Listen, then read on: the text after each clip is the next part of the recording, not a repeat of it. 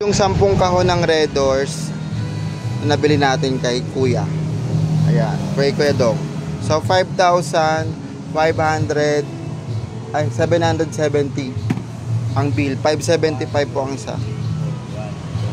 Ayun. Mapera naman si Dong. So wala nang laman yung kaha natin uli. Kailangan natin mag-stock. Oo. Okay. Very good. Bye-bye. Okay, salamat. Yung yung mga soft drinks next year na, malapit na. Marami pa naman. Sabi ko sa'yo, bumili ka ng manager eh. Hindi pa. Meron ako lighter pa eh. Saan ka bumili?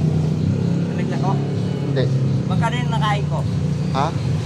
Okay na yun. Hindi. Wala bakla ko. Sige, ayan niya. 18. Ay ano lang, 10. Tsaka 28 lang. Sigarilyo. Sigarilyo. Oh, di ba ayaw niya? Mighty ba? Bye-bye. Bye-bye. Bye-bye. Ano, sino pa magpa-order? Sabihin nyo lang. Yes, alam nyo na yung number. Balik-balikan nyo lang yung video namin ni Kuya Dong. Yay. Ayan. Puno na tayo ng alak dito for today's video. Ano yun, be? Ha? Ano chucheria? So yun guys, ayan na. Nag-reveal na tayo guys. Ayan na. So hanggang dito na lang guys. Ito po yung update natin for today's vlog guys.